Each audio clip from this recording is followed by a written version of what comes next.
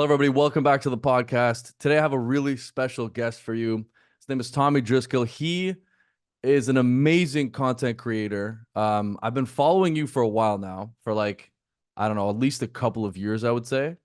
And one of your clips that went absolutely viral that I feel like you got probably a huge amount of following from was like how to live in the Philippines, how much things cost in the Philippines, and like your basically guide to living in the Philippines. So, honestly, I wanted to talk to you for the last like year or so because I've been to Asia, I've been to Thailand, I've been to Vietnam, or sorry, I've been to Taiwan, but Vietnam and the Philippines are next on my list. So I was like, man, I really want to make it over there first. I want to have a chat with this guy. So, welcome. Can you tell me a bit about your journey and kind of how you got into this whole content creation thing and how you moved to the Philippines? Yeah, sure. It's I guess you'd say the origin story kind of spans a lot more years than one would suspect because I've always been involved in filmmaking process. I mean, my first job right out of high school was working for a small production company in Hawaii, where I'm originally from, and that all got kickstarted because in high school I was made. I'm 34, so just to date me a little bit. So I was getting out of high school around 2008, and YouTube was in full swing. Nothing like what it is now, but it was definitely in full swing. I mean, YouTube was everything, right? It was Instagram, it was Facebook, and it was TikTok in terms of video content creation. And so we were making basically me and my friends, we were making like jackass type of videos, just stuff that we thought would appeal to a mass crowd, but like through visual comedy or stunts and things that didn't really need so much explanation as you would just gather from watching it. And so it got pretty popular in Hawaii, and that's what led to me working with this small production company there because I guess like a friend of a friend of a friend who was interning showed us or showed the producer, the owner there, like our stuff, and so we ended up making like a TV show. It was a local TV show out of that. It only lasted for one season, and that was a whole nother journey of just going through that industry, right, the entertainment industry. Um, but yeah, from that, then continuing into college. I had a girlfriend at the time. She was living with her parents in Korea, so like I did a semester online so that I could go hang out in Korea instead of hanging out in the classroom. Was surprised I was able to orchestrate that, but it was work because it was kind of early too, like I guess for online classes and everything. And then I, for my, I was studying political science. That was my major, and so for when it came time for dissertation, I proposed to my professor, the advisor professor for my dissertation. I said, would it be cool if I did a little documentary instead of writing a big paper that nobody's gonna ever read probably, right? Mhm. And I That's had so always, cool. yeah, and he was down. He was very Mhm. cool. Like he was an older guy, but very open minded. And he was like, yeah, he's like, I think that sounds like a great idea. And so at my big interest at that time, I was really interested in just like the history of communism, like USSR and North Korea, Cuba, all these different players, right, in the communist sphere. And I literally I was one of those guys like I saw a Vice documentary where these guys went to North Korea and I was like I want to do that. Like how do you can you do that? As an American, can you do that? Would probably be the last person type of nationality that would be allowed to go there. But I Googled it and there was tours, and so I I convinced my dad. He was the only one crazy enough to go with me, and he was kind of like, I don't want you to go to that fucking place unless you're at least with me. And so we went and spent a week together in North Korea. This was in 2011. Mhm. And so doing that, just having that whole experience, which of course, if you want and if time permits, we could dive into that more if you'd like. It's always a topic of interest for sure. But by doing that, it really I came back from it with just an even more intense like interest to just dig into more of the subject, anything related to North Korea. And so what that led to was here I am with my professor. He's like, so what do you want to do for your documentary? And I said, I think it would be really interesting to go and meet with North Korean defectors who would now be living in South Korea, of course. And I'd never seen anything where people were asking them what it's like after they left. Like, what's your life like now? Mhm. Because all the stories previously were either focused on what was it like in North Korea. Now you're out of there. It's like people would assume that, okay, you got out. It's the fairy tale ending or something like a Disney movie. But as I quickly learned, it's not. I mean, it's something like my numbers could be off, but it's something like 30 to 50% of all defectors at some point want to go back to North Korea, and it has nothing to do with political ideology. It's just that it's so difficult for them to transition Mhm. into South Korean society, first world capitalist society. And so I, had the girlfriend at the time, so I had a place to stay. So I went over there Hold and I on, took Tommy. like, Tommy. Sorry to yeah, interrupt. That's like the Yeonmi Park. She was on Joe Rogan. I don't know if you saw her. She was the North Korean defector. I guess she like came over to South Korea. Now she's living in the States. But I was listening to a full episode on about her. And yeah, Yeonmi Park. And she literally left yeah. North Korea and had that whole thing and basically just got into it and how insane the conditions were over there. But it's really interesting that you were talking to those kinds of people. So you did that documentary? Yeah, so that ended up being my qualifying as my dissertation. Long story short for it, I went, I'd been to South Korea a few times at this point. Obviously, like I said, I'd been to North Korea Mhm. once for a week. So I went back again to South Korea for a month. I said, I'm going to make this thing. I just started cold emailing like NGOs, anybody I could find a relevant email link to, sent probably more like, I don't know, 150, 200 emails. I got 3 responses.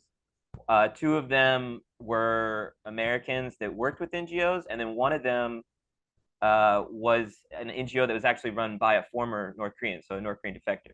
And they were able to, so one of those three was able to get me an interview with 3 different North Korean defectors.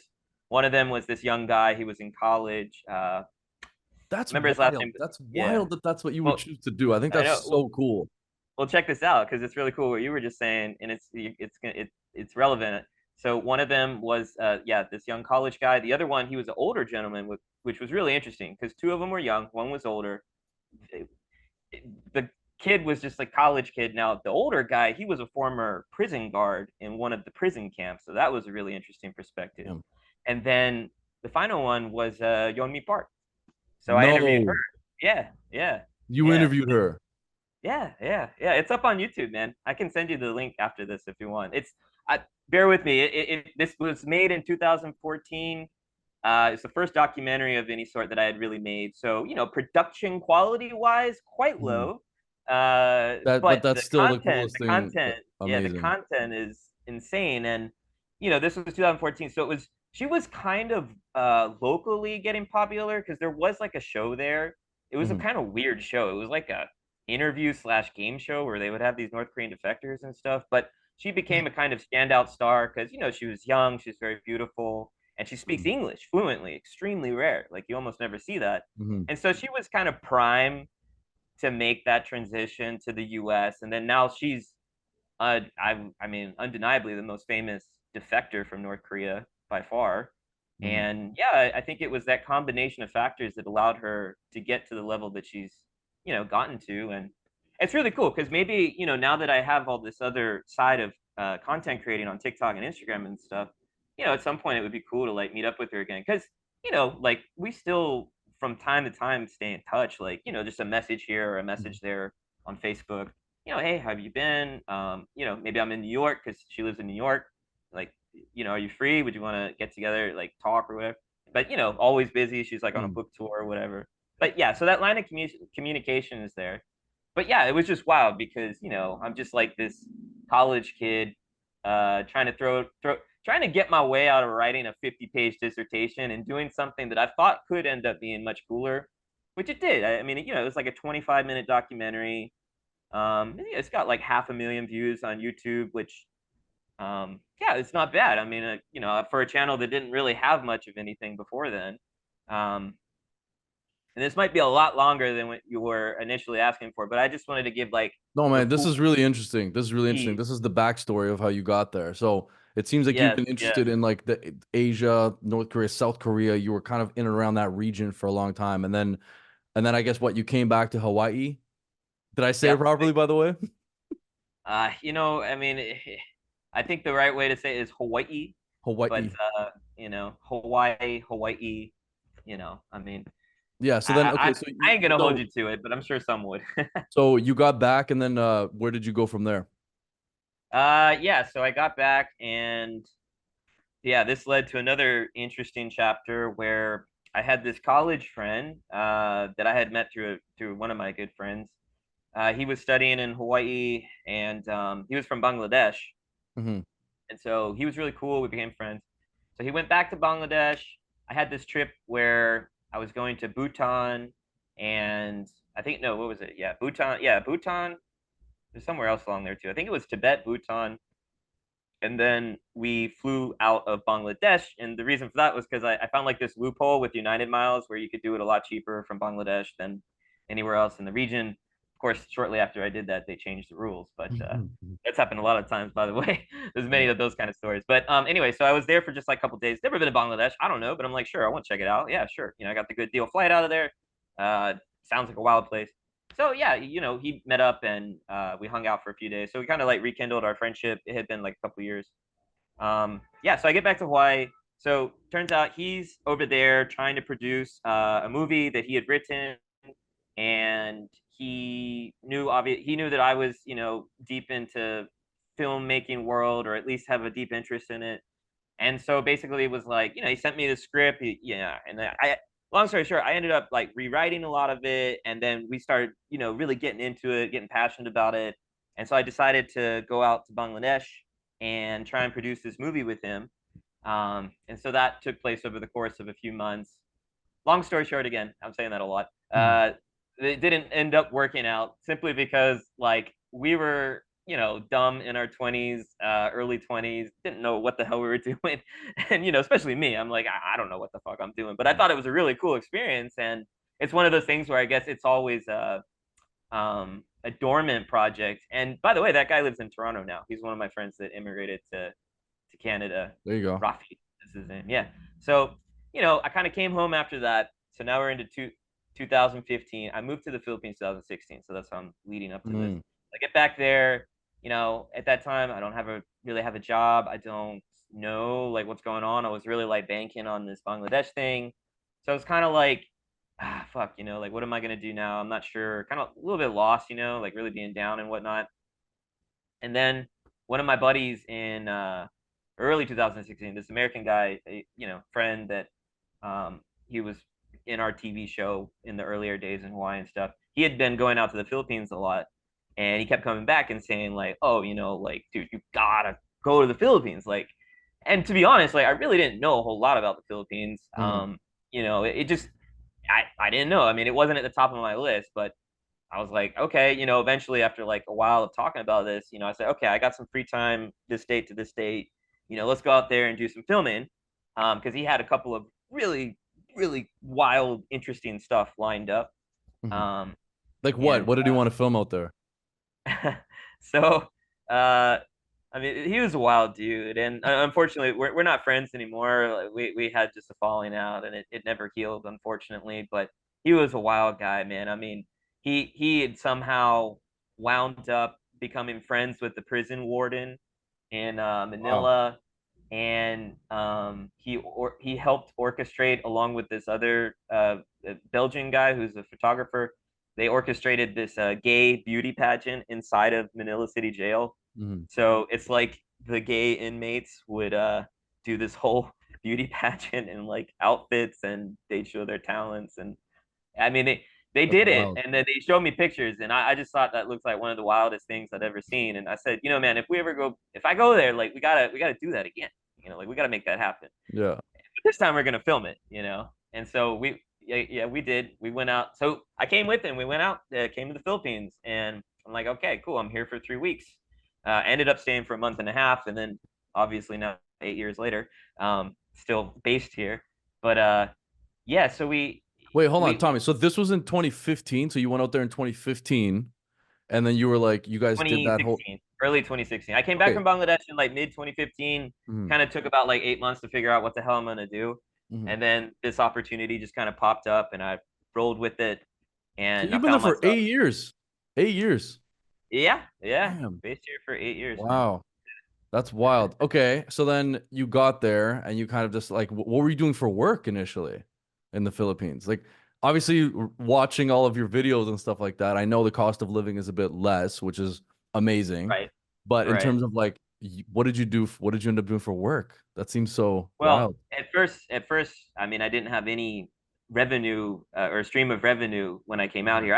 I had some money I'd saved up from, previous jobs, and I was always also very into investing, like at a young age. Not real estate, not on Mhm. that kind of level, but in like stocks and yeah, different options, calls, puts, all financial instruments. And I got into that really young and did all right. So I had a little bit of money saved from that and from just odd off jobs that I had been doing out for the previous few years there in Hawaii.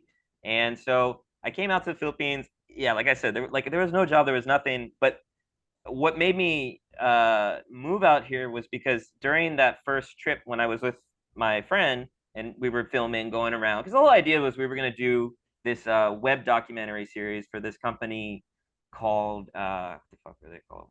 Riot. Mhm. Riot, yeah. So I don't even know if they're still around. I think they got bought by Huffington. It was like a Vice kind of competitor, but they were trying to get those kind of like weird, interesting, shocking cultural Man, things from. speaking of Vice, I used to love Vice so much. Oh, me I used to, too. I Yeah. used to love Vice. There was this segment they did. It was called like the beauty of like I don't even remember what it was called, but it was they were in some like random village and they were filming they were just like filming a Russian village or something like that. And I was like, man, this is just so cool. And I got into a bunch of Vice documentaries and started filming stuff, partially to do with them, honestly. Like I used to Uh-huh. love Vice so much. And then I don't know what happened to them. It seems like they're still around, but it seems like they dropped off pretty drastically. I wonder what happened there, you know?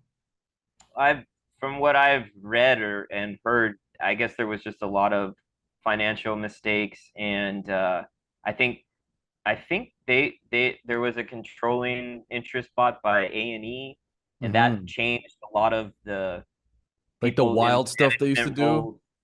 Yeah, I mean, think about it. Like Vice kind of just started off with guns blazing. We're gonna go do the wild ass crazy things. Of course, then when it got big and it got popular, Hmm. they need to monetize this. They need to figure out how they can make their money from it. And when you start getting into that, especially when larger legacy media companies start taking significant holdings in the company's ownership, that changes, I think, a lot of that early kind of punk rock mentality that they had. And, it just kind of, I don't know, it's almost like it turned into a facade, like a satire of itself or something. Yeah. You look at every host, I mean, it looks like someone that was purchased in an Urban Outfitters or like a combination of like, Man, I know exactly what you you mean. know, Yeah. and for me at least, it just felt like a lot of the authenticity had been lost. And um, I guess yeah, they're still around, but to be honest, like it is kind of hard to see they don't have the relevance like they once did. I guess. Like, man, so I'm on their website right now. I just wanted to go on and see. So I literally went vice.com and then I went browse, and then topics, travel, and I'll show you I could show you my screen afterwards, but literally there's nothing on this page at all. It literally says travel dash world and nothing on this page. And it's like, Yeah, that's man, this used wild. to be the most interesting travel documentary company out there. Like they used to do the wildest stuff, like you said. Anyway, sorry, man. No, no, I got no, you I off track feel there. like Vice. No, Vice is a very important factor in my journey into this kind of travel and mixing it with film content creation and whatnot. Because without them, there would have been such a void in terms of the motivation and inspiration. I mean, like I said earlier, I mean, it was watching them, Shane Smith, right? Like go to North Korea, and I was just blown away. I was like, I didn't even think to look if I could do that, Hmm. you know. And then I'm watching, I'm thinking, well, surely these guys, they're media, and so I'm like, well, what if is there like a tour company where you can? And there was, and it's run by these British guys in Beijing, and I'm glad I did it too. I mean, that was a wild, crazy ass experience, but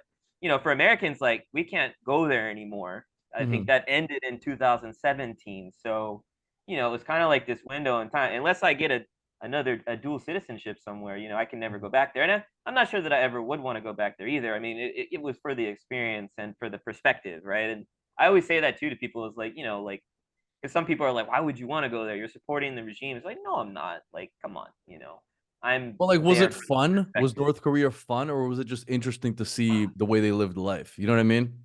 Like, it's not Yeah, like it a was. place that you'd put on your bucket list to just go there and have fun in North Korea, right? Or am I Yeah, wrong? well, I mean, yeah, it's you're not putting it on, like, you're not going there to party or like to the, go meet girls or whatever. I mean, you Yeah, can't, that's what I mean. like, Like, what would you you? have to What? be on a tour. You have to be on a tour. You're constantly monitored, and there's always a guide with you. But to answer that question in a different way, that it was a lot of fun because the people on the tour with us were a lot of fun. They're Mhm. actually mostly Canadians, and there was some people from New Zealand. There was some people from different European countries. There was only, I think, me and my dad were the only Americans, except there was one other guy from like Philly.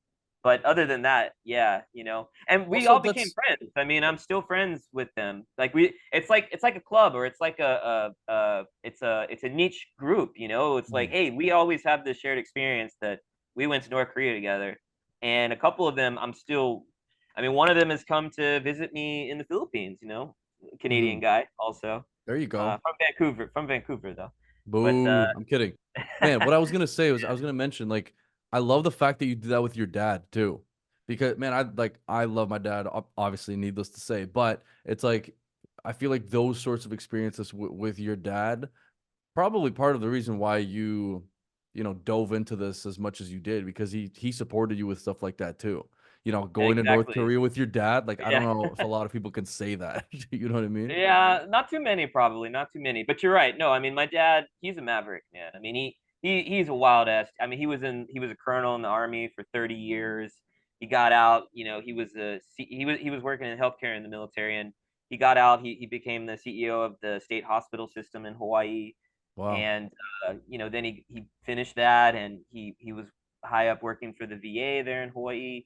I mean, just a total matter. And I mean, all kind of crazy stuff. I mean, he was all involved in the Cold War, and like he was in Vietnam, all kind of interesting things. But yeah, it was his yeah, it was him, really introducing me, and I have two younger brothers also, introducing us to travel. I mean, when I was I think about 10 years old, we went on our first trip outside of the country. It was to Australia, which, that's wild. It sounds other side of the universe for most folks, but honestly, it was about a 10-hour flight from Hawaii, so it's not too bad.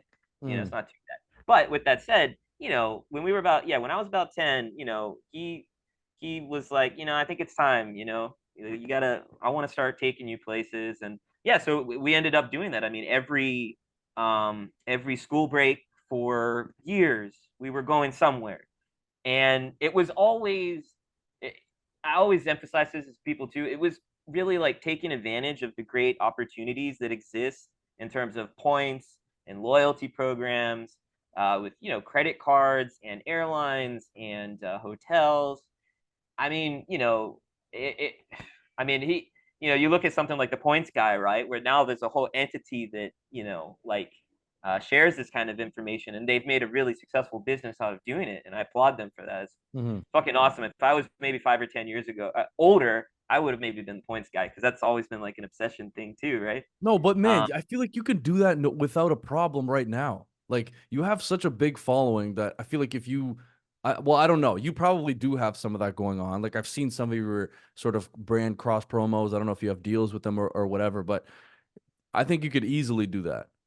Do you know what I mean? Like, that the well, point guy, yeah, I've heard of that, but I yeah. feel like it's not in everyone's face unless you're really deep into the travel community. That's my opinion. And Mhm. like I've heard of him, but or them. It's thepointsguy.com, right? Thepointsguy.com. Yeah. Yeah. Um, Yeah.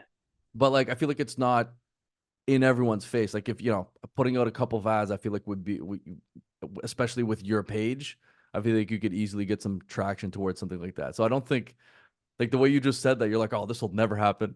But I feel like you could do that if Well, you wanted to, I no? mean, it was kind of a half joke, honestly. But Mhm.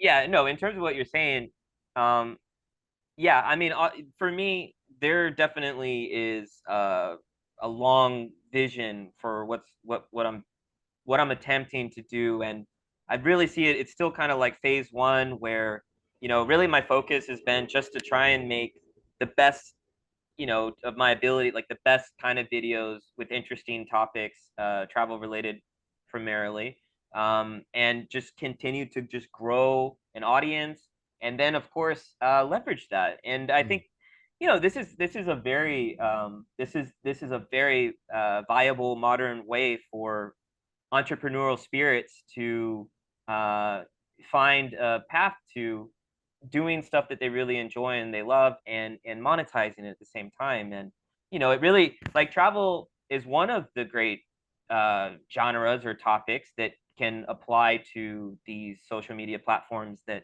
have video as their primary feature. But there are so many different things, and it's kind of like we start to live in a world where you could almost be doing anything and have your TikTok and Instagram as like a kind of like an appendage, right, Yeah, a to side, like what it almost is like a you do. full-on side business, which it is a full-on side business, Oh, it's honestly. great. I mean, I'm sure you watch like Gary Vee and, Mhm. guys like this. And I do love Gary Vee really because I think he has a strong positive message. I mean, he talks about like how when he receives negative comments, he feels sympathy and empathy for them versus even starting to engage in a battle, which will go nowhere because it never does. Man, every time I get a negative comment, like it actually bothers me so much, man.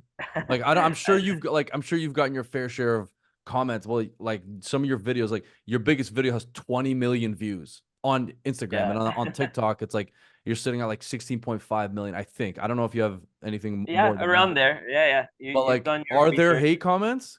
First of all, I didn't see any hate comments, but are there? Definitely. It's interesting because my first video on TikTok that did really, really well, like that was the first one to do really well. That was the one that, With got the it so that ship, I could, with the ship. uh, well, let's say, yeah, that one did pretty good. But I'm thinking like, like the 16, like those kind of million. I think the 16 million one, that was the one that I made like in May of last year. Mhm. And, it's just like 25 seconds, 30, because I wasn't in a creator fund or anything like that. So, I didn't care if a video was a minute because they have to be a minute on TikTok to qualify, right? So I just wanted to make something like cool little story. All right, Wait, cool. And I did. did you say it wasn't in a creator fund? No, I was saying I wasn't a part of the creator fund yet, right? So for TikTok, it's kind of like, how Oh, YouTube has the YouTube partners, yeah, right? yeah, So okay, okay. TikTok has the creator fund now. And Got it, got it. yeah, All right, so one because of because in Canada, I don't think you can do that in Canada on TikTok, unfortunately. I feel like Yeah, I'm not. I don't think yet. It's kind of like Americans, Japanese, and then there's like a handful of others, but they're mhm, slowly opening it up because it actually just recently moved from, for a long ass time, it said like the beta creative program, and now they've taken away the beta, and I guess they've gotten to a point where they feel confident with the product, and that means that it will start opening it up to a lot of other nationalities as well. Kind of surprised Canada wouldn't qualify yet, but yeah, I don't if know. not, then for sure soon. They And took they took away the it's a great one though. they took It's a away the really good betas. program. They took away the betas, and they were like, "No, Tommy's here, so this is an alpha program only." Okay. Yeah, I'm sure that's what went down in That's what TikTok that's what went headquarters. down. No, no, sorry, man. That's definitely God, what went I down. derailed it again. This is such an interesting conversation for No, me. it's that's But awesome. That's the so beauty wait, of wait, the wait, hold podcast. on, hold on, hold on. Let me bring it back to what we were talking about. So you said you filmed that one in May. It wasn't Yeah, part of the creator fund just yet. But yeah, right. tell me what went into that and kind of like, yeah, you filmed that video, 16.5 million views on TikTok, 20 million on Instagram, and kind of, yeah, what happened from there? Or you're still trying to grow the community and kind of, yeah, if you want to go into that a little bit. Well, that's when I really was, you know, I wasn't doubting it, but I was wondering, like, is this gonna really go anywhere? Because at that point, I had been posting every single day for almost a year, I believe, on TikTok and on YouTube Shorts. Instagram, I didn't decide, I think, until maybe like January of 2023 to make a Mhm. separate Instagram account for the travel stuff.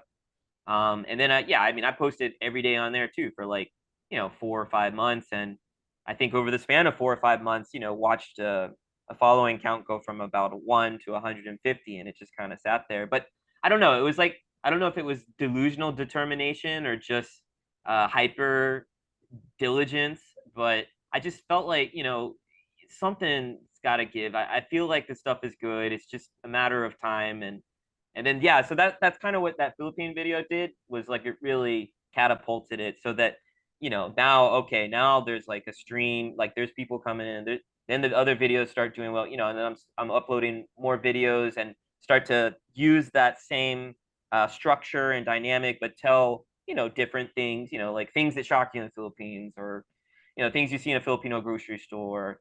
And yeah, it became very obvious that I guess things that were going on in the Philippines were of interest to a lot of people.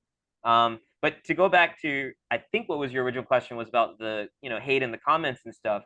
Yeah, so it was that first Philippine video that, when I really started seeing that, and, I mean, I don't know how to deal with that kind of shit. I mean, you hear about folks like Gary Vee say, oh yeah, don't worry about it, have empathy for them. They're probably in a bad place. And yeah, probably true, and probably what I should do. But then there's the instinctive side of you that like feels like some kind of not, you see this and you want to correct them. You're like, no, this is not what I meant, or this is what, you know. So I think I was trying to kind of do that for those the first video, first couple of videos that had done successful in terms of viewership. Mhm. But then I just understood, it's like it's not. There's no point, You just There was one video, so I'll send you some stuff afterwards, but it was on a show I did. I think it was like my very first show, and we did a cross country across Canada. So we did like probably 8 or 9 cities across Canada, and then they were starting to promote it on YouTube. And then I can't remember exactly what the comment was, but one of them was like, "This guy is way too dull" or something like that. Man, Tommy, this sat with me for like a full week. I would wake up like, God, am I really that dull? you know? So like it was really getting to me. It sat with me for like a full week. I was like, so but then I think about people who are sitting there by themselves on their phones, like late at night, probably like Gary Vee says, a little bit sad, whatever, and are just yeah, putting hate comments onto people's videos. Like, how much lower can you really get? Like, I don't know. Like in terms yeah, of like what your lifestyle is like in order to go out of your way to comment something negative on someone's post. So that's the yeah, way yeah. I think about it. Like, I don't Oh, really, it's so true. No, yeah. I mean, really, I mean, if you really think of it from like a technical aspect, I mean, it's so difficult to. I mean, it sounds simple, but if someone comes across a video and they're there on their phone, to actually click, just to do that click to open up a comments and then actually start, that level of engagement is insane. And that's That's why, insane. That's the insane. percentages of engagement, I mean, if you've got, let's say you've got 1 million followers on Instagram and you've got a 2.5% engagement, that's huge. Like that's Yeah. a massive amount. You're Hmm. doing you're doing something impeccable. Uh, so you're right. I mean, the point is that you're right, because someone must be in such a bad place, whether they are conscious of it or not, Hmm. to take that kind of time and energy, to say something like that's just nasty. It's not corrective criticism in any way. It's just nasty. And Just so nasty. that's why now I'm like, whatever, We have I kind of feel bad for him. I'm like, all right, let's, we have I hope you feel better. yeah. So in Toronto, just to go on this for a second, we have like one of the hottest real estate markets in the world, like literally on the planet. Extremely difficult to like buy or sell properties, and our condos have just hit like record numbers in terms of price. So uh, anytime I'll put up like a video of like a smaller unit, like there will be like a small, like say 550 to 600 square foot unit that's listed at like almost $1,000 per square foot. So it'll be like 550, $600,000 for a really small unit, honestly. I'll be honest. And then if I mm, post something like that, Tommy, the hate comments that come on videos like that, holy shit, man. People are like, who would live here? This is absolute nonsense. Like, look at this guy, like, look at this guy thinking that this is something that people would want to buy and like that it sells the next day. But those yeah. comments on real estate posts of like, properties that aren't very big for whatever expensive high numbers, like those Hmm. get the worst hate comments. I think I think on the internet right now. Like the real estate hate comments are just Hmm. ridiculous, you know? But anyways, Yeah. okay. So hate No, comments, yeah. you don't follow hate Yeah. comments. You're like whatever. I'm not paying attention to it. Nowadays, But yeah, yeah. I mean, it's just and yeah, especially if it's like just personally attacking you, you can't do anything about it, right? Because to be honest, like, like if I'm to say what would be one of the biggest categories of hate that's thrown at me would be, you're a white dude from a first world country and you're out there taking advantage of a developing country with their prices and their cheap real estate for rent. And you know, it's interesting. That's an interesting dynamic because I think that in the person's mind who's commenting that they're coming from a good place. At least they think they are. It's just that they are completely ignorant to what the economic reality, like what is really the economic setup in this case. mhm. Like they think, okay, if I'm renting a house here, I'm taking it away from another Filipino in this Mhm. case. Is But it's not true. I mean, that's not. They're thinking about it in the context of the of gentrification that takes place in Brooklyn or different American cities. I'm sure you may have probably seen a lot of that in different Canadian cities Oh too, yeah. but definitely in the U.S. I know for sure. And so they're applying this American concept into all these different places around the world, and just assuming that it's the same dynamic. And Mhm. it couldn't be further from the truth because in reality, every day that I'm here, and it's not a bragging thing. It's just like, if this is a realistic thing, it's that, when I rent, when I go buy stuff, when I buy gas, when I buy food, I go to dinner, this is money that I'm earning, not from a Filipino economy. If whether it's coming from uh, creative funds like through TikTok or YouTube or whatnot, or it's coming from another source of income that I have, but is in no relation to the Philippine economy. So that's capital that's literally being driven into Injected their into the local Filipino economy. economy. Exactly. Yeah. And it's beneficial. So they would, if you were to sit here and tell them, they would say, yeah, we want you guys to come here. We want you to make your money over there and spend it over here. Hmm. We encourage it. So yeah, it's just, that's the one topic when I do see, and from time to time, I do see that in the comments. And it's just the one thing I wish that people that are thinking that could understand better. Uh, just so that they, not even in relation to me, but just so that they understood that, you know, it's there's different scenarios all around the world. Not everything is the US and its social issues that do take place and are very serious issues, but you just can't copy and paste that and to other places around the world. So, but again, at the end of the day, like there's no point in engaging and arguing with people because then even if you do like drop some insightful knowledge or whatnot, people don't want to be wrong, so they'll just come back to you and say some stupid shit. Hmm. Like, oh well, I still didn't like that shirt you wore, so I was right.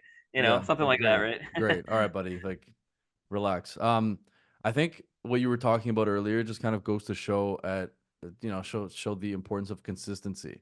Like you said, you were posting for a full year before that video went viral. Like I saw it, like, man, I went back. Actually, let me ask you, when did you post your first ever TikTok? Do you remember? First ever TikTok. Yeah, it was. Like on your Dude Abroad account. Yeah, well, and that was my first one. I didn't have any before that. It was actually my girl. Well, at that time, girlfriend. Now she's my wife, but she was the one that got me to get into TikTok. I mean, I'll be honest. I was really hesitant. I was thinking in the ignorant way. I was like, it's just dance videos and it's for teenagers and it's rotting your brain. And I kind of got upset with her because she downloaded TikTok and she started getting into it. I was like, what are you doing? Like this is such a waste of time. And, Mhm. but then she started showing me it and I started to quickly notice the kind of organic, how would you say, what's the Growth, word? reach, everything like that. Merit, yes, merit based. And it was Mhm. merit based. I mean, it wasn't, I think Instagram for the most part had gotten to a place where there definitely is a sidedness to it. It is much harder to go from zero to get big on Instagram now. But on TikTok, it really was a place where you could do that. You just got to make stuff that people will engage, will pay attention to. So I believe the first video I uploaded was in April of 2022. I think that was, I could be wrong, but it was like March or April 2022. And then, Do you you remember know, what it was? So um, first of all, Tommy, incorrect. Your first video was in 2021, actually, oh, and really? Oh, it wait. was I know. Wait, what, can I say it? I know what it yeah. is. Go ahead, go ahead. It's the fucking dog Yeah, at the door, right? Right? And it's yeah. playing It's the the dog. It's the Halloween dog. theme song. Yeah, Yeah, okay. it's the dog All in the right. door. All right. Yeah. And then Yeah. I noticed like, Right once you said the date, I knew. I was like, oh shit, that was the first one. That was the first one. and then you had because it was a mix because then you had a little you were on a TV show over there or I don't know what was Oh that? yeah. Because I Yeah, yeah. looked up your IMDb and you're on a show in 2019. Was that a Filipino show or what was that? Dude, I honestly didn't even know I have an IMDb. It's called You Have Arrived. Does that ring a bell? Yeah. Oh, I remember my role in that movie. I was a hot foreigner guy. That was my name.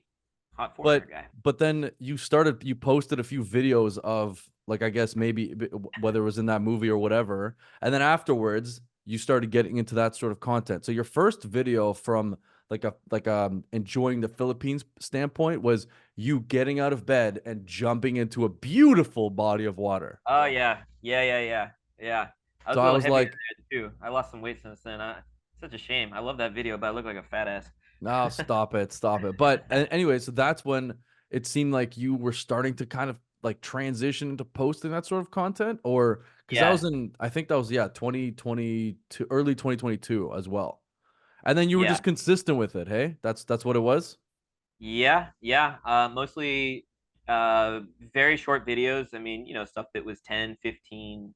I mean, 20 seconds would be a long video at that point. And, at that time in TikTok, which is always changing very quickly, uh, that was kind of the gauge, 15 to 25 seconds. That's the Mhm. kind of stuff that would take off. I mean, this whole 1 minute video stuff really didn't kick into high gear, I'd say, until maybe like Q2 2023, and that's when they made their new payments incentives program, the creativity program, which required that in order for a video to qualify, it had to be at least a minute or longer. And that's Mhm. them kind of stepping because they understand that YouTube makes their money from the long form, and it's very difficult to properly monetize very short videos. So TikTok's kind of like in this battle to figure out where do they fit because their whole model and everything they're built on was on this quick, just burst of something interesting, and then you move on to the next thing. Mhm. But I think it's good though. I think people have developed longer attention spans on TikTok now. Yeah. I really enjoy. That's my favorite. I love the 1 to 1 minute 20. It's really nice. You can really tell like a good like solid story in a minute to a minute 20, minute to a minute half, and yeah, and the RPM on there is very nice. I mean, it's competitive with YouTube's long form. Man, I I mean, get like I get caught up in watching like long like crime documentaries, like random different travel stuff that are like in 27 part series. You know what I mean? Do you oh ever do yeah, that? Because that's what I feel like a is little, yeah. I mean, I've definitely found myself, yeah, going down a little bit of a rabbit hole there if it's something that's really interesting. no, I think but you're that right. that Like became popular too. There was that girl who was talking about like her crazy husband. Did you see mhm. that? It was like each video was like 10 minutes and she had like 20 of them or something. It was insane. I mean, this was in February. It just went massive. I mean, So man, you know, what's the RPM for TikTok? Again, we don't have that in Canada, but in terms of like what it is for the States, Philippines, like because I'm assuming are you on a VPN or are you on like a Filipino network? when I post to TikTok, I'm not using a VPN. I've read Mhm. consistently that is very they discourage you. Don't Mhm. use a VPN when you upload to TikTok. I guess it's a very sophisticated system, and the only thing that I do gripe that I do have with TikTok is that it is very sensitive. So if you do something, Mhm. it's kind of like it's like a score. Like each account sort of has like a social score, and Mhm. based on Kind of like in your China. activity, ironically, right? Yeah. Yeah. Yeah. Yeah, but no, really. And So like if you're deleting video, even privating videos, like there's always like actions that you take that have a plus and minus, and based on what you're doing in almost any capacity, you're setting your account up to be more successful or held back for a little bit. Mhm. And then it change, and then it comes. It's like if you do something really bad, well, like I don't know, you have a violation. It kind of watches you for like 30 days, see if you do it again. If not, all right, we'll take those points that were put against you. We'll take that away again. Um, but yeah, what was the original? I don't remember. I started rambling Man, again. like I said, I think we could talk for 5 hours. We were talking about I know. your video that went viral, and then we were talking about just consistency posting. How you okay, let's go back to this for a second. Sorry, do you have time? I don't know how busy Yeah, you are. yeah, yeah, yeah. No, Okay, I mean, I sweet. I have at least another 4 or 5 hours? 45 minutes. Yeah, if well, I guess I could, but no, I got at Like, yeah, least man. another. I was actually we were gonna talk for a little bit. I had to talk to this guy for like 6 hours. By the way, don't you just love that you're on the other side of the world right now? I'm in Canada. We're just on a Zoom chat talking about life, talking about like business, content creation, and it's just this is just it feels so natural right now, and this is where technology has gotten us to. And it also partially allows people like you to be out there making money, you know, content creating, posting for other people on the other side of the world. Like I just love the whole concept of this like online e-commerce content creation economy in general. And that was kind of my next question. Initially, you said that you moved over there, you didn't fully have any income coming in yet. So kind of what did you do in the beginning, to work? And then how did you get into this content creation where it actually led to you making enough money to, sustain yourself? Hmm. So when I first got out to the Philippines, and by that what I mean, so okay, I came out for 3 weeks. This was to film with my buddy I mentioned. I was like, wow, I really like this place. I want to stay longer. So I extended it. I ended up staying for about a month and a half. And so when we were doing the different shoots that we were, like I was saying, the beauty pageant in the Manila jail and all these things. So I went. I had what was it? Canon, what are they called? Mark II. Mhm. Like D5. I forget even the names because now I just use my phone. That's all you Yeah. need. Um, but so yeah, I wanted to get like a nice lens and stuff. So I found this guy on Craigslist who was down to like be an extra videographer and film with us. He's still one of my best friends, by the way. And I asked him, I was like, where can we get a good lens, to rent? And so he took me to this place. It was just this like random office, um, in Metro Manila, which it's huge, it's like 22 million people's metropolitan area. Mm. Um, yeah, and so I rented this lens, and then I brought it back like on a Sunday, and so there was nobody there working, but there was one guy there, and so he turns out to be the CEO of this little production. It's a little production house that also rents film equipment. Mm. And he was the same age as me. Turned out we were born in the same year. And so yeah, we just started talking. Like he was like, what are you doing? Like what were you filming and stuff? And next Mhm. thing you know, like we've been talking for like an hour or something like this. And yeah, so that he meeting him, like we just like hit it off. We became like really good friends right away. And we met up a few other times. He's a very like smart entrepreneurial dude, Filipino guy, right? Like Mhm. just local Filipino guy, very smart. And yeah, we met up for some dinner, and we just were like in this like entrepreneurial playground. Like I was looking at everything from an American perspective. He was filling me in with like a Filipino perspective, and we just started like contemplating all these different ideas that Mhm. we could get. And this was 2016, so still like there was an app rush, I would say. Mm. Oh, I'm gonna make this app, or I got this idea for that app. It was still like a, a golden time for if you got the right one, maybe you could really make it work and do very well. So he's like, Don't you just love being in situations like that with people where you're both kind of in oh a yeah, creative yeah. I mindset? mean, my brain just starts firing. I mean, at the end of the day, like I really believe my best asset is simply just my imagination, Mhm. and it's always been a battle between all these creative ideas that I have and executing them. And we all know that execution is the most important thing. I mean, By ideas far. are great, execution is what it's all about. And it took me a lot longer in life to learn that, I not so much like to understand that that was the case, but to really like hunker down and say, I'm going to be serious now. Like I want to do something with these ideas and whatnot. But anyways, point and like the when now with content creation, like making sure I fucking post every day before, and whether and you wake up and you get no views and all, no, but fuck it, you just keep doing it, doing it, doing it, doing it, doing it, doing it, doing it, and I believe anyone can do it. Honestly, it's just I think most people will just stop, and understandably so. Especially if like you've got kids and you've got a 9 to 5. I mean, there's so many different facets that come into that. But listen, man, But Tommy, anyway, this is exactly what people need to hear. And by people, I even, even myself, man, I think a lot of people drop off so drastically and quickly from being consistent. And then it's really hard to come back to that consistency standpoint. So, mhm, it's like, I feel like you're right. A lot of people can blow up, but a lot of people have those situations where you either don't schedule enough or don't create enough content, don't batch create content, and then eventually you kind of drop off. You're like, oh, I'll post tomorrow or I'll post the next day, and then a few weeks goes by and you don't post. And I've been there as well. yeah, So I think what you're saying yeah. right now is like extremely important. So again, side note, do you batch your content and then kind of schedule it, or do you do it every day yourself? You wake up and you know, post it yourself every day and maybe even Right. film every day. How do you do So that?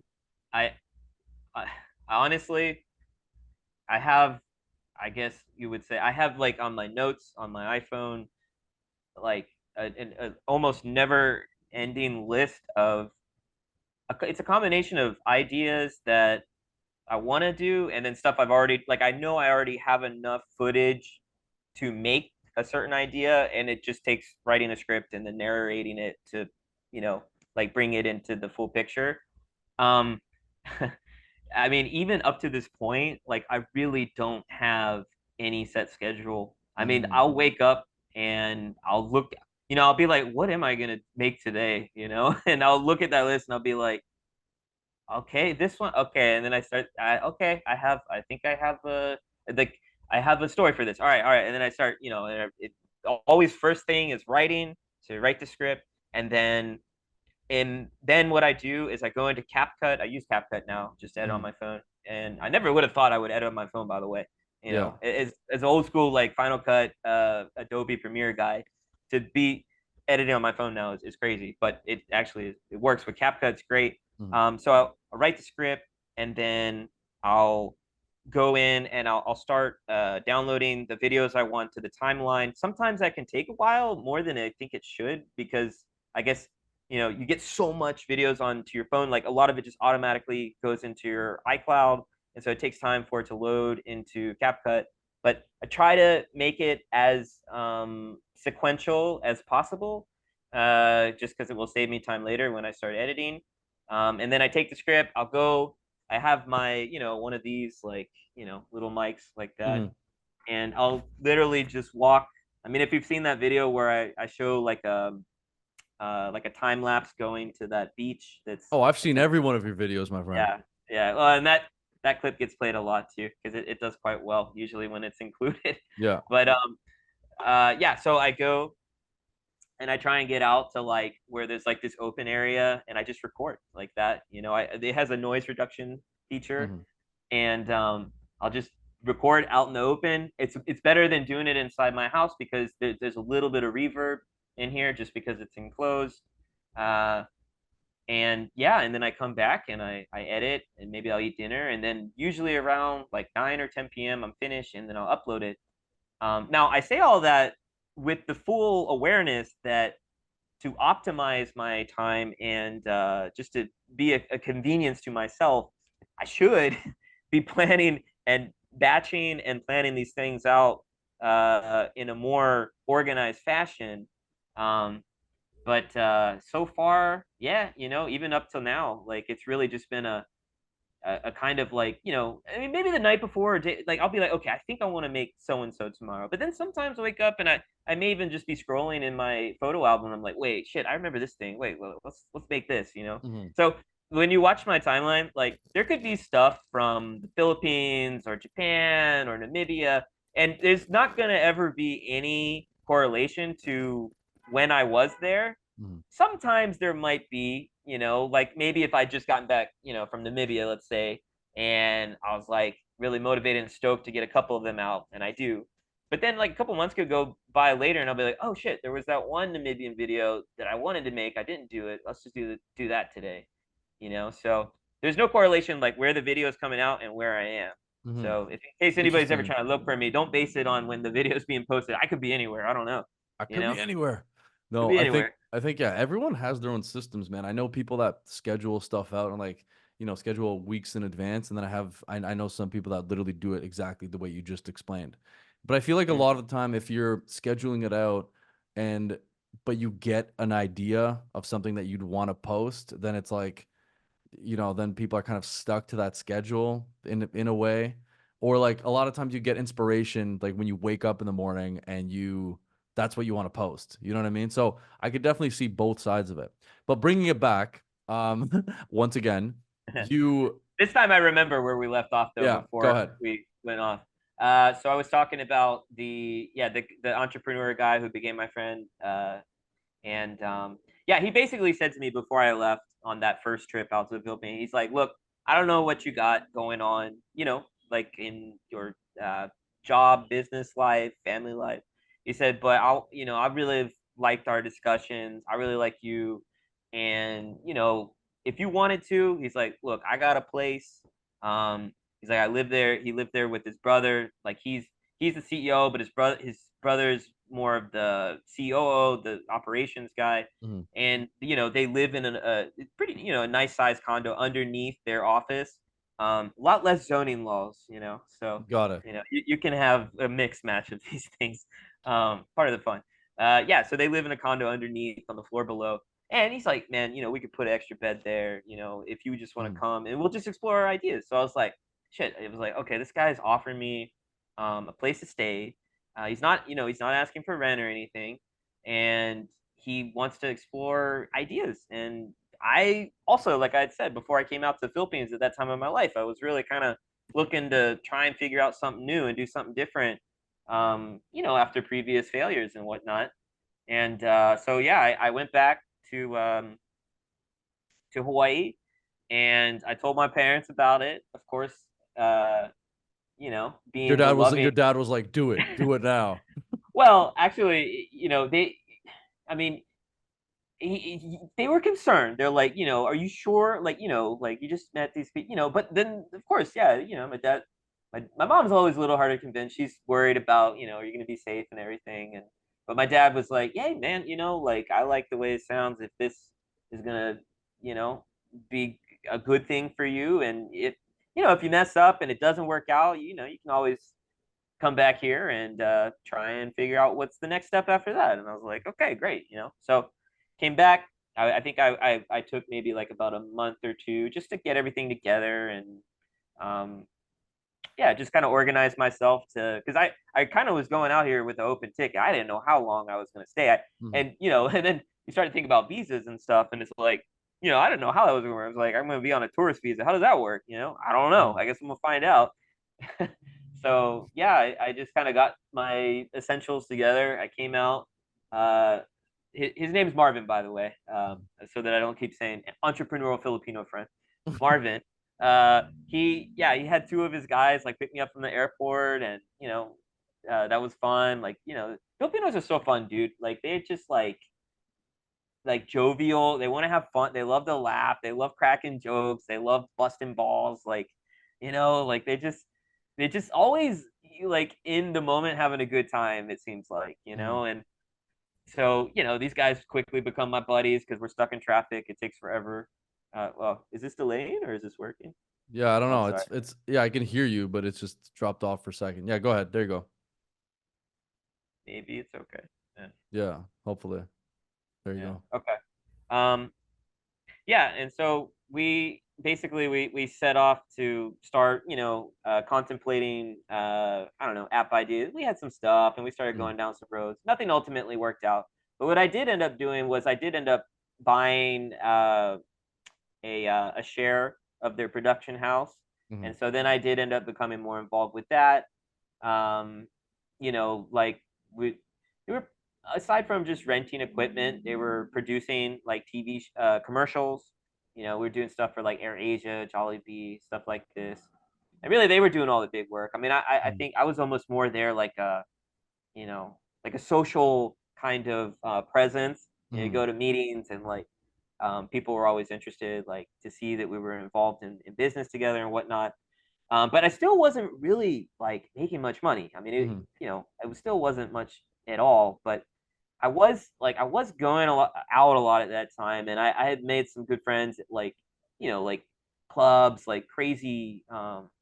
I mean, like clubs they got there in Manila, dude. Like insert, like it's like it put like Hollywood to shame. I mean, just really, huge and modern and new, and I mean something that you'd expect to see like in Vegas, right? But they were doing this out there. I was like blown away. I was like, this is insane. And but is it anyway, safe? Is it safe? yeah, it's totally safe, totally safe, totally Really? safe. 100%, 100%. And I do get asked that a lot, and I Mhm, understand. I mean, I always say that if you're like driving around like in Manila or like in a big Filipino city, like it can look rough around the edges, no doubt. But safety wise, it's really, yeah. I mean, you're really hard pressed to have a problem. I mean, mhm, okay, wrong place, wrong time, sure, it can happen to anyone. But I mean, I was pretty liberal in terms of going like having no constraints going, going into slums. I mean, mhm, meeting, some of the poorest people, because there is that. It's still a developing country, right? yeah, So you're meeting extreme poverty people, but so fucking nice, so kind, just like they just want to like talk to you, like, oh, where yeah, are you from? Like, what do you think about my country? And like just all these they're not there looking, because there are other parts of the world definitely where you would not want to do the same thing in mhm, an equivalent, right? Kind of area. But yeah, it was very safe. Anyway, so I was making friends. I was out there, in this club scene that was just wild and insane. And there was this dude that like did like this, like he was on stilts and he was dressed like in this kind of robot suit and had all these lights and he would do this kind of thing. Turns out he's like this American dude from, I think he was from Vegas actually. He's a magician. mhm, But he and I became friends a little bit. So we started. Anyways, the point I'm saying is that he introduced me to this world of acting in the Philippines for foreigners. And wow, there's, yeah, it's like this very specific side of the film industry out here where they need to fill all these roles for foreigners, but there's just not enough people, uh, foreigners that are living here on, the right kind of visas and the right kind of working statuses. So that mhm, it's like all through Facebook, kind of like underground, like the taxes and stuff are still getting paid because you're taking massive cuts to whatever they call it a TF, your talent fee is. mhm, But yeah, he introduced me into this world of just like foreigners doing background acting, and then yes, so I started doing like background acting. Like I was like an extra in like these Filipino TV shows and mhm, movies. And then I started to get like more speaking roles, and started having like, yeah, so bigger roles and whatnot. So the pay, like if you were trying to live in the US or Canada, like, yeah, I mean, you would be barely scraping mhm, by. But it was good enough for me to actually like, okay, I moved in with one of my acting buddies, and then Marvin came and joined us too. And we had our own like condo, where, yeah, I mean, it was just me and him. One guy was from Slovakia. I was nice. from the U.S. and yeah, Marvin was he was or he's Filipino.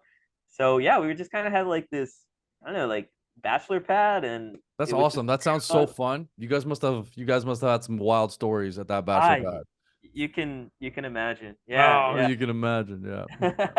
It was a lot of fun. It was a lot of fun, and it was just a weird, unpredictable lifestyle. It definitely was not sustainable. Like Mhm, you can't keep doing that. But I think at this point, I was in my mid late 20s, so you start to get closer to that 30, and you start to think like, all right, what am I?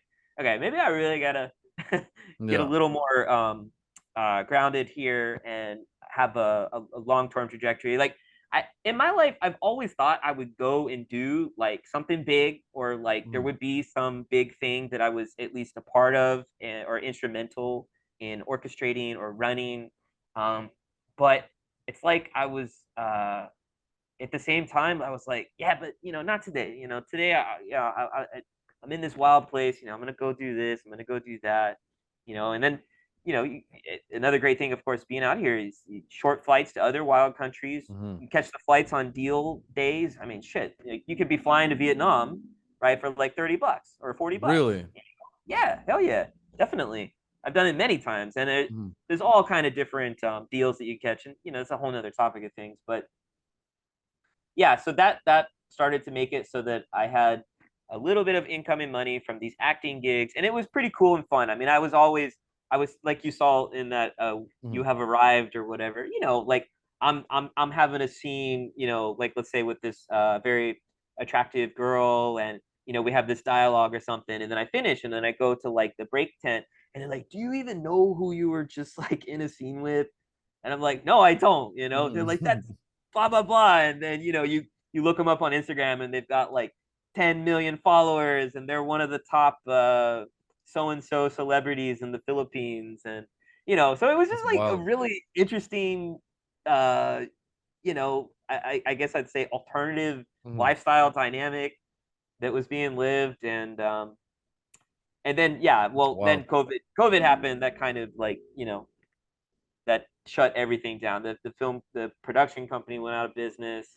My good buddy Marvin, he pivoted. He took Mhm. all the talent pool. Guys that were holding gaffers and doing camera work, and they got into like what was it called? Like very popular during COVID, like cleaning. Like they would come and Mhm. like clean, with all the gear and Yeah, everything. yeah. And then they pivoted from there to start a air conditioning cleaning thing, and that's so he's done a lot more well from that now. But Mhm. I think it was because of COVID.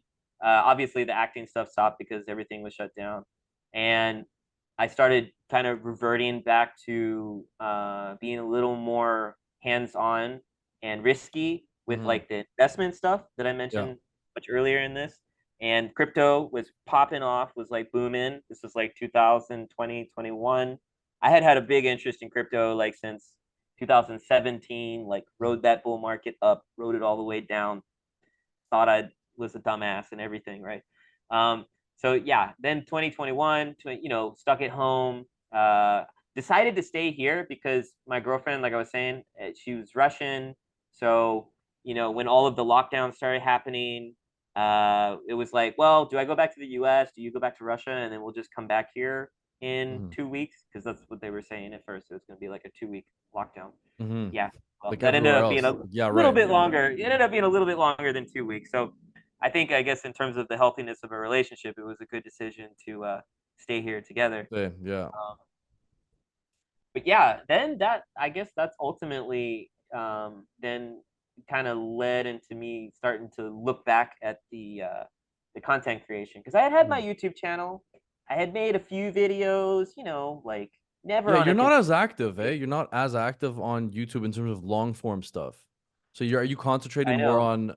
on like the Instagram and the TikTok side of things right now? Yeah, so I'd say ever since I got into the TikTok creativity program, Mhm. the the the center focus of the way the stories and videos are made and told was based on their dynamic. Mhm. Because TikTok was the one that was paying good for shorter content. Yeah. Like on YouTube Shorts, I mean, to be honest, it doesn't pay like almost shit. Yeah. Like Mhm. but the long form on YouTube pays really well. But the time that it takes to make a long form YouTube compared to a 1 minute TikTok, and you can get similar RPMs. Yeah. Um, it's like, well, I guess I'm gonna do TikTok, but I think at the same time, you never know what's going to happen with these platforms. I mean, obviously, TikTok is a bit of a contentious subject in the U.S., or the Of U.S. course, government at right now least. it's like, yeah. So I would say to any aspiring or already successful creator out there, just you got to be ready to pivot, right? I mean, because Mhm. I mean, if TikTok goes away, all that means is that, and by the way, I don't think that's going to happen, but if it did, all that attention needs to go somewhere, Yeah. right? And so where's it going to go? It's going to go to YouTube. It's going to go to Instagram, and it would have been dirty, and I would have been salty about it, because at the end of the day, I think TikTok has the best product unless you're looking for long form YouTube stuff. Mhm. It has the best product in terms of the shorter side and the ability to get stuff in front of you in the For You page that really might be of interest to you. I love Mhm. TikTok. I think TikTok is amazing. The product is insane. And I always say the only reason people don't like TikTok is probably because they've never used TikTok or I they've never agree. used it frequently. Maybe they looked at it once and said, I'm not going to do that. But I think if Like anyone who uses it gets like, okay, yeah, it's obvious this is a good product. when I It's was great. it's so funny. I was just talking about this with a couple of my buddies yesterday. And so I'm 34 as well. Are you an 89 or a 90? I'm a 90. Okay, I'm an 89. So we were talking about TikTok, and I was like, man, do you Uh, guys have to like one of them did, the other one didn't. They're like a little bit more old school, those two specifically, but it's by far like the fastest growing platform in, up until that 25 demographic, maybe even sadly older, 27, 28. And then, YouTube is still prevalent in Instagram as well. But they have 1.6 billion active accounts. Instagram has 2 billion and YouTube has like 2.5 or 2.6 billion active users every month. So TikTok's by mhm. far the fastest growing to that. But you're right. If that does go away, I feel like a lot of people need to start thinking about pivoting or like how, what they're gonna do otherwise. But Yeah, I yeah. don't think it will go away either. I think they will find a buyer in the States and then go from there. But who knows? Like, I don't know. Well, even if it even gets to that point, because that would mean the president would be signing that into law. And my gut feeling is it won't get there. It won't even Mhm. get that far. I could be wrong. I could be completely wrong. And it has been quite surprising how partisan or the both parties have been on that topic. And it's really interesting. But politics, you can't do anything about that. That is what it is. Whether Mhm. we agree or disagree on it, I think, as you just mentioned again, and I mentioned before, the important thing is for people that are creators on these platforms to always be ready to pivot. And that's why, like, I think it's really important to have a presence on multiple platforms because you do see people that get really big on one and they just kind of rely on that one, or they just don't give as much attention to the other. And I was almost feeling that way too because at first, like I was saying, like it was TikTok and YouTube, and Mhm. the reason I was doing that was because I saw those as the two that would pay me. Because I think at around the time I really started getting serious about the consistent posting, Instagram had just or Meta had just ended their incentives programs Mhm. for creators. So basically, it was saying you upload, you get popular or whatever, but we're paying you zero. You get paid Mhm. nothing. Yeah. So I was kind of like, you know, and is it worth? And I was like, I still see value in it because I think it's good to have presence on these different popular platforms. So But like again, Instagram, YouTube, you're right. In terms of longer term, longer form content, YouTube is still king. Like it I have a is, yeah, video it is. that a year and a half ago, I went to a resort in the Riviera Maya in Mexico, and I just did like Uh, a quick little. I don't know. I just felt like filming some stuff. I took my drone out and I was just filming a bunch of stuff, and it was like I think an 8 or 9 minute video, basically reviewing the resort. And that video, like I've already made, there was like 60 or 70,000 views on it only, but it's a 9 minute mm, video, and I've already made about $700 Canadians, which is probably like 450 US, from from one yeah, on video 60, reviewing. 70,000 views. Yeah, yeah, man, Wow. it's Yeah, wild no, because you're right. Yeah, they are still king. Long form long form video on YouTube is definitely still king. And and it's still by far like my most viewed video on a daily basis. Like I've switched my personal YouTube channel mostly to like real estate stuff because I actually get clients from it, right? But mm, that's still like the most viewed one on my main channel. And I have no affiliate links there or anything like that. It's just strictly from yeah, YouTube revenue, YouTube ad revenue.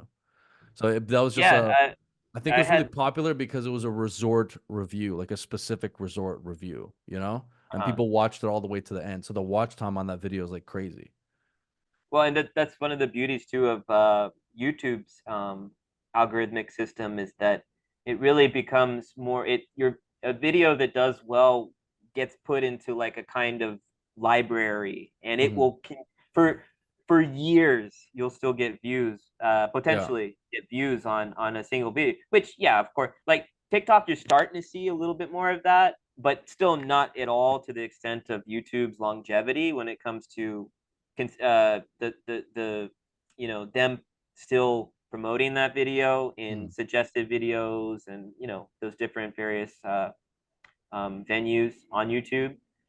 And yeah, I mean, like I had one my I guess equivalent to that was this video I made like in 2000. I think I uploaded it in 2014 or no 15. I think 15. It Mm. was like it was like a it wasn't even long. It was less than 2 minutes, and it was just I was in Bangladesh, and I was on this ferry, and I was just like basically recording the craziness. I think you mentioned that you saw the TikTok version of that one, the Yeah. boat one, right? Yeah. Yeah. So that all originated from the YouTube one, and that Mm. video on YouTube, I think as it stands, has like 17 million views, On and YouTube? on YouTube, yeah, on YouTube. And there's a big difference, right? 17 million on YouTube versus like 17 million on TikTok or Instagram. Um, Now it didn't it paid good, but it didn't get the huge pay because it was Mhm. only 2 minutes. Obviously, 8 minutes or longer, that's where you're getting the mid roll ads and those Yeah. Crazy boat extra. terminal in Bangladesh, 17 million views 8 years ago. That's Yeah, crazy, man. Yeah, 1 minute and dude, and that 43 thing has been seconds. consistent 8 years. That's almost a 10-year-old video, and it didn't even pop off until. So I uploaded it in 2015. It didn't even pop off till 2017 because I remember Mm. I saw it. I like checked. I was at a point like I really wasn't even checking my YouTube channel, and I just happened to go on it. And I was like, whoa, like I have 20,000 subscribers. And last time I had seen it, maybe I had like 2 or 3,000. I was like, what? Like, what was that? And then I saw Yeah. that freaking fairy video. I was like, what the fuck? Like, this thing is, and that was 2017. So, and I think I thought it was insane. Like, it was at like 400,000 or 500,000 views. I was like, dude, this Mhm. is crazy. This is changing my Yeah. life. Now it's at 17 Now it's million. at 17 million. Then your Yeah. So yeah, second one, Life as a Korean Defector. I saw that because I looked through your channel. Is this Yeonmi Park? that's Is the that one with her? Yuki. Yeah, she's wearing like a pink sweater, I think. Yeah. That's Yeah, wild, man. So yeah, you were on this way before she got really, really famous and yeah. popular. 2014. And dude, honestly, it's like one of those. I probably, I guess, to some extent, we all have like someone that we know in our lives where you see like a person, you see them here, and then you just watch them get big. Hmm. And so she's kind of like that. Like I just watching her, like when I see her on Joe Rogan, that's it's like pinnacle moments. I'm like, holy shit, like you're this girl that I met over email because I was inquiring as to Hmm. meeting the North Korean defector, and then fast forward a few years later, shit, she's got her book, she's going all over the world, and obviously, being on Joe Rogan, that's about in terms of the numbers of listeners, I you think can't that's the get biggest a thing. Yeah. bigger audience, right? Like 19, 20 million per episode or whatever. I mean, Yeah. insane stuff. Um, Okay, so we've been at it for like almost an hour and a half. And again, so have we? wait, let's Yeah, just I guess let's so. just let's just get back into this for a little bit, and then I'll let you go, whatever time you want to give me. Um, Okay. but yeah, so you're working with what was his name again? Marvin. Marvin. Yeah. Yeah. Working with Shout out Marvin. to you, Marvin, if you ever watch this. I'll send it Yeah, to him. hanging out there, figuring stuff out, and then starting to kind of get into this whole content creation thing yourself. And then, I see like, we spoke about this on Instagram, but you have stuff like the Philippine Adventure with Dude Abroad. There's like the tours that you're running. So kind of like, which way did you end up going, and when did you start to like, try to monetize this whole online presence that you have? Yeah, so I think that once I don't know, I guess it's like a psychological thing, but once I started to see the crossing of the 100,000 follower Mhm. mark, like psychologically, I was just like, I think I'm big. I should feel confident reaching out to brands or to tourism boards Oh or yeah. whatever. I think so, right? I don't know. Like, there's no manual for this. actually, I found it really interesting how difficult it is to find like quality, solid information when Hmm. it comes to uh, especially when it comes to how much you should be charging for these things. And Yeah. then what I learned is that people or content creators are very guarded about, like Hmm. telling like what they charge. And it's okay. So to better answer the question, it's like what started to happen was like I started getting messages. So I had the email account like which you sent the Zoom Hmm. link to, and yeah, I started getting emails from, it started off with like really sketchy sounding stuff, and I was like, yeah, I don't even. I mean, like weird stuff, like it's just the format of the message is odd, and it's weird ass email address. But then I started seeing interesting ones where I'm like, okay, this looks legitimate, so you respond and stuff, and Hmm. um, yeah. So far in the aspect of my journey that relates to brands and sponsorships, it's so far only been with companies that like have reached out to me.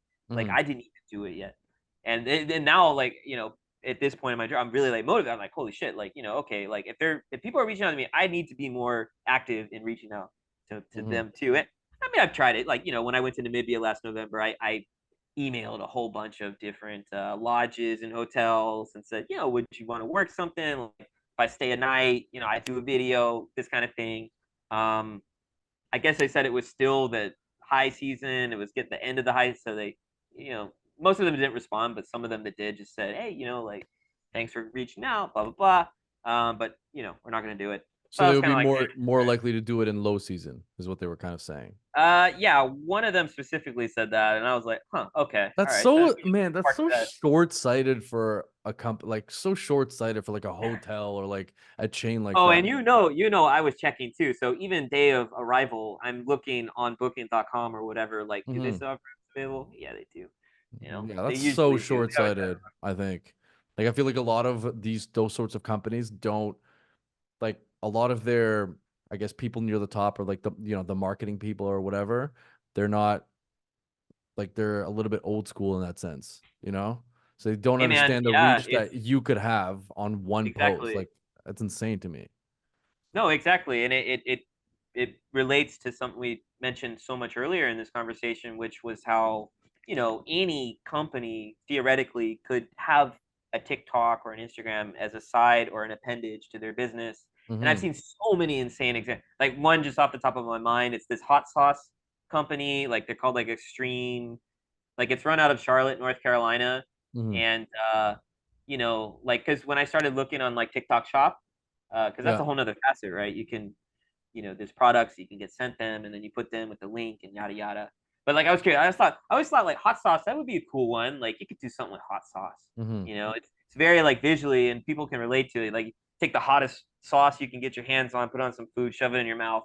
You know, you might Yeah. be able you might be able to push some hot sauce. But anyways, my point is saying is like, so I look hot sauce, and there's this one, it's like really only one company Hmm. in the whole sector of hot sauce that is really like present on TikTok, and it's like a dad and son business, like I mean, like they're not making the shit in their kitchen. They've got their factory and they've got their production Hmm. line and everything, but it's still a family-owned business.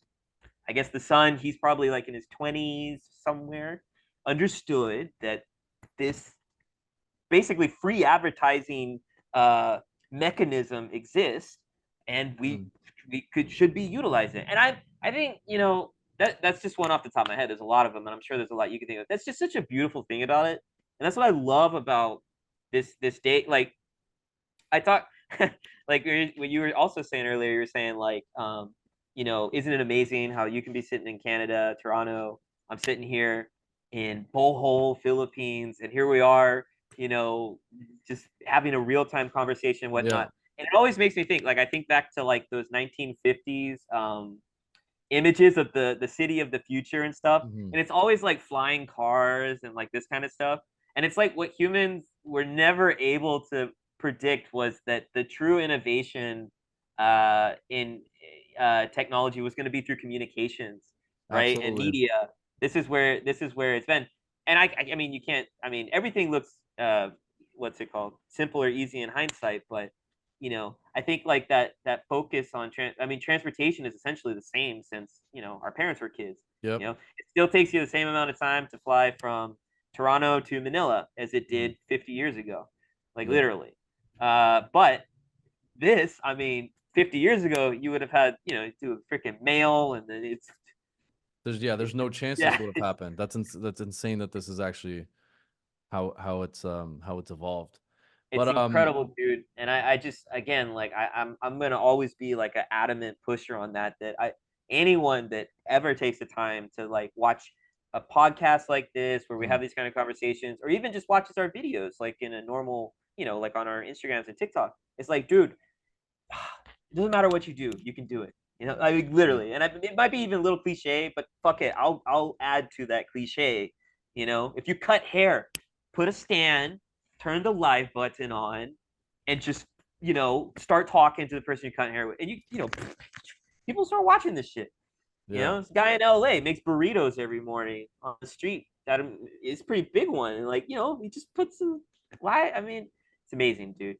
It's incredible, and it's yeah. yeah, So nice side hustle. have you found it fruitful enough to like sustain your life over there, like in terms of just the content creation, or do you still have stuff on the side that you do?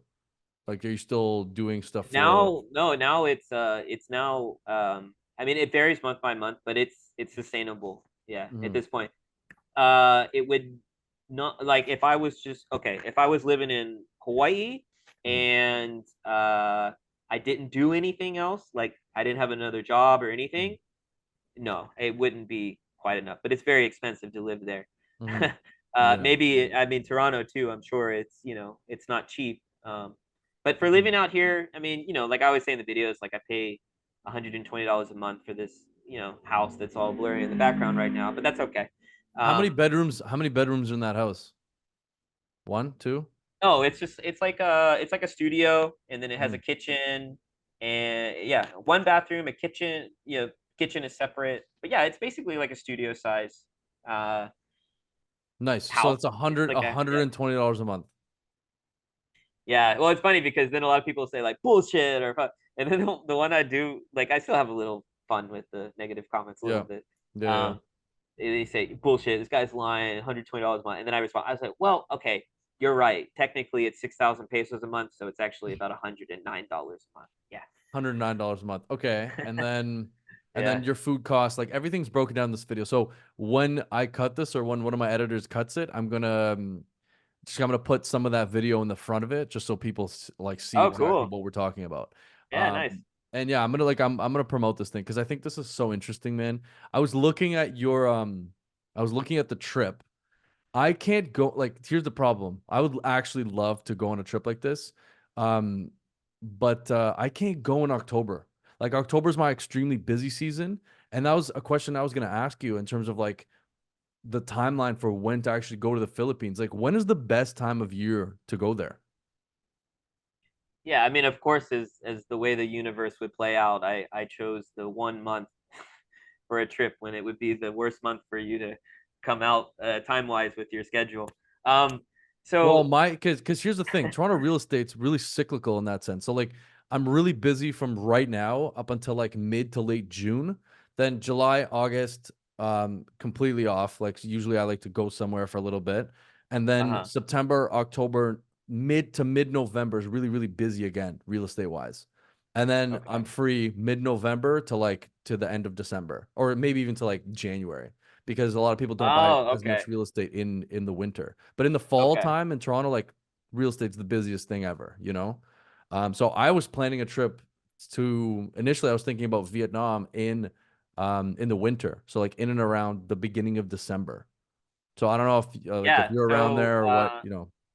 okay. So um okay, two parts here. So, like, for example, with the trip that I'm hosting, which Mhm, is in October, I got to choose when it would be actually, and mhm. you do a survey to there's like a whole process to how that works with Yeah. this company, and basically the survey, the number one requested destination was the Philippines. Like number two, I think was like Japan. Number three was maybe Thailand or something like that. But I Mhm, thought it made sense that since I'm based here and a majority of the content that I do make is Filipino centric. that yeah, it would make sense to do a Philippines trip.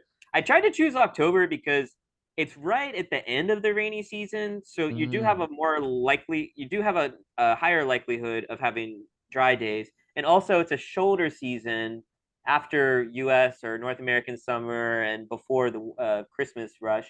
So I was trying to factor in like that international flights would be more accommodating price mm, wise. Now, my trip and all that set aside, based on your schedule, I think mm. December would be the best time to come because December is December. definitely sunny, nice time. So I would say personally, I think the perfect time to come to the Philippines is probably mid-January to late February, and the reason Mm, for that is less likelihood of rain, almost zero rain, and it's not quite as hot. So you got that nice mix of sunny weather. It's not too hot. Now we're in April, so now is actually what I would say is the second best time, which mm. is April and May.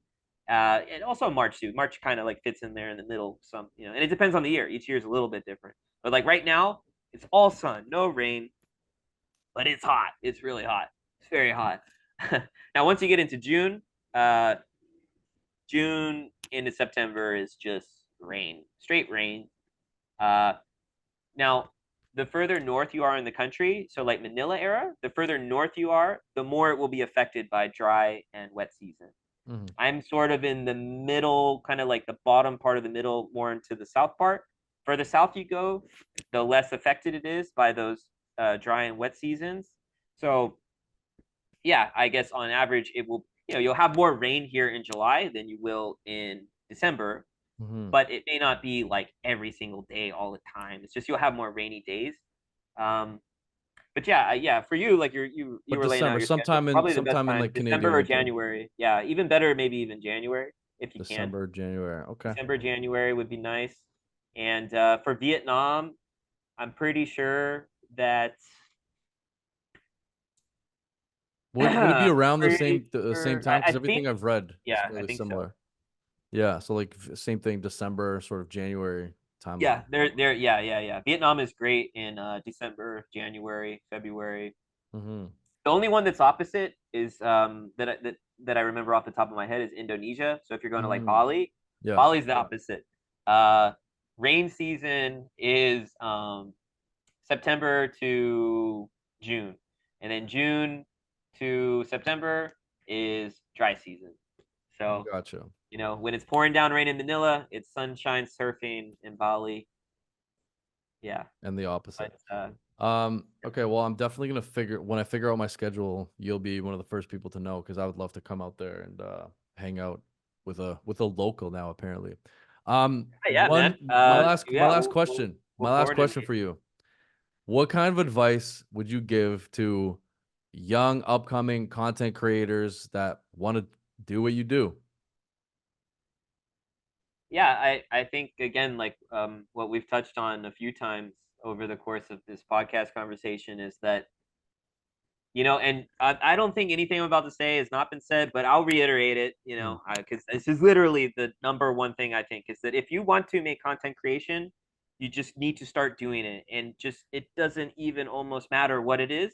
But if it's something that you can correlate with your interest, if you like to build motors, like in a car, if you like to, if you do, if you're a gardener, like, or if you do landscaping work, like it could be anything.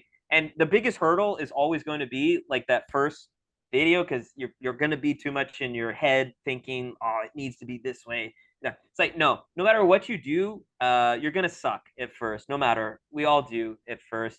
And then the idea is that if you're just consistent with it for, you know, 6 months, a year, you will start to get good. You like it's like learning a language or something. You start off with like a hello and a goodbye, and then as long as you're consistently doing it, you will get good. I really do believe that. I think the biggest hurdle is just even when you feel like you've just made a great video and then you watch it completely fail and get no views, you just gotta be like, all right, well, I'll make another video tomorrow.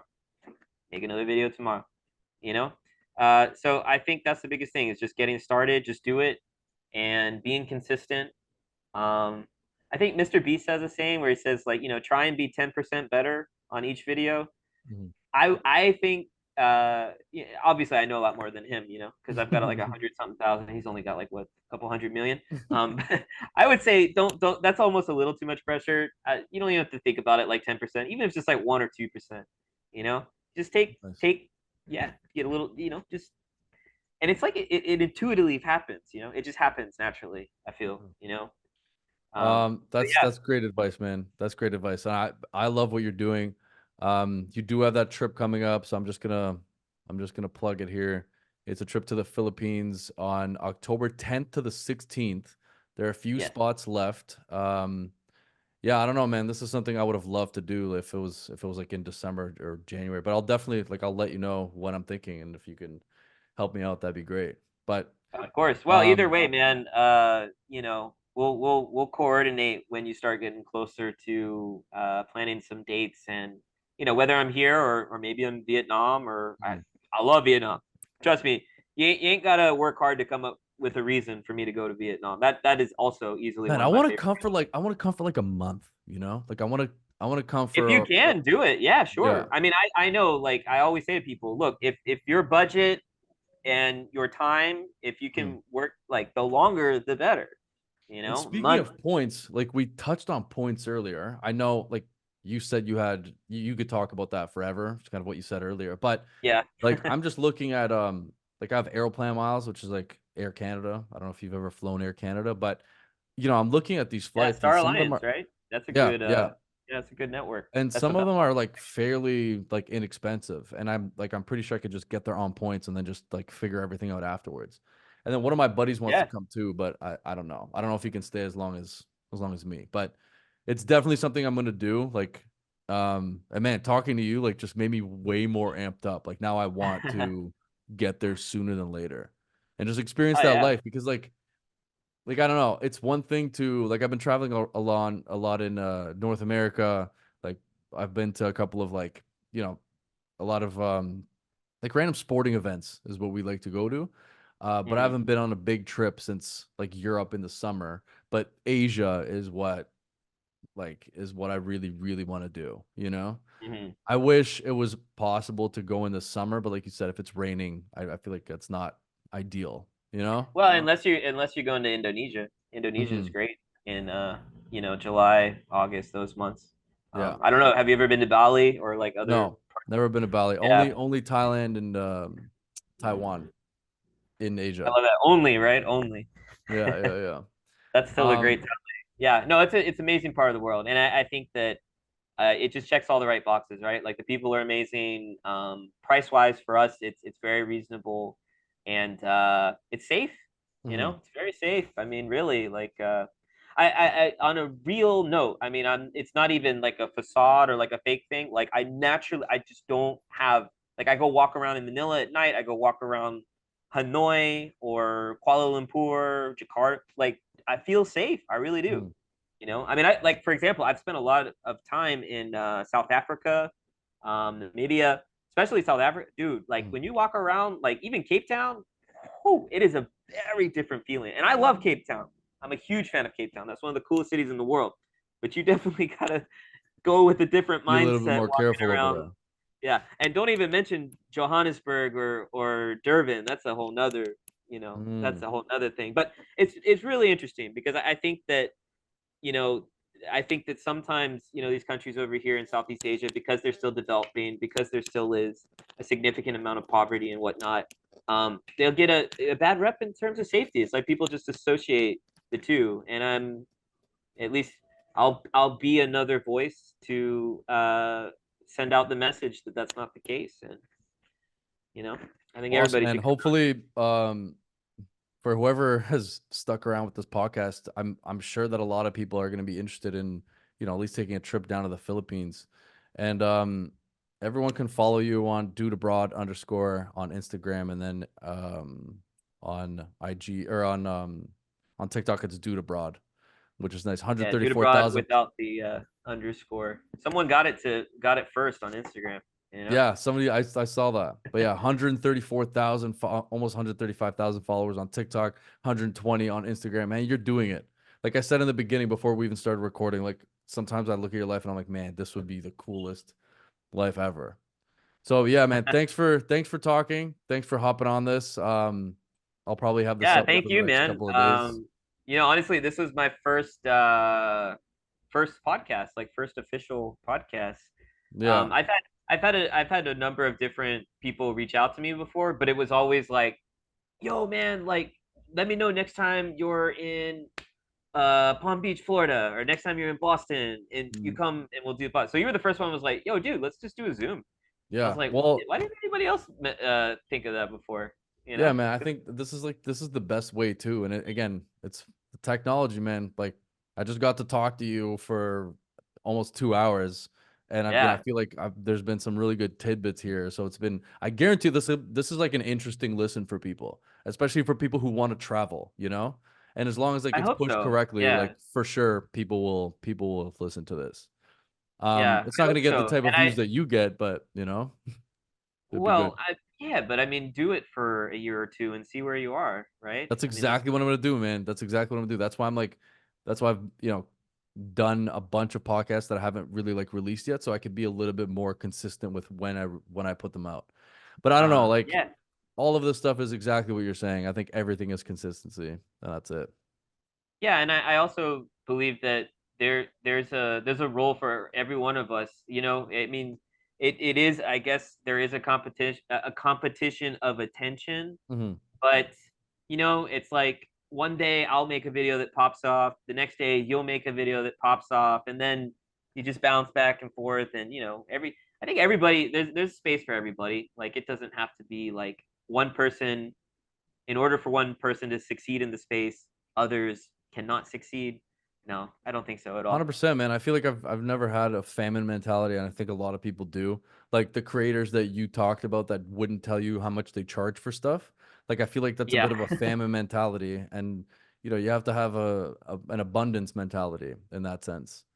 So I feel like Yeah, because I from feel there, like it can only be in the longer run, it can only be more beneficial to the whole creator economy anyways, versus like this player versus player, exactly. And then you you cross know promote, like and like you end up promoting each other. Say like if you did chat with somebody and they told you what to do, you do a little cross promo when you meet up, whatever.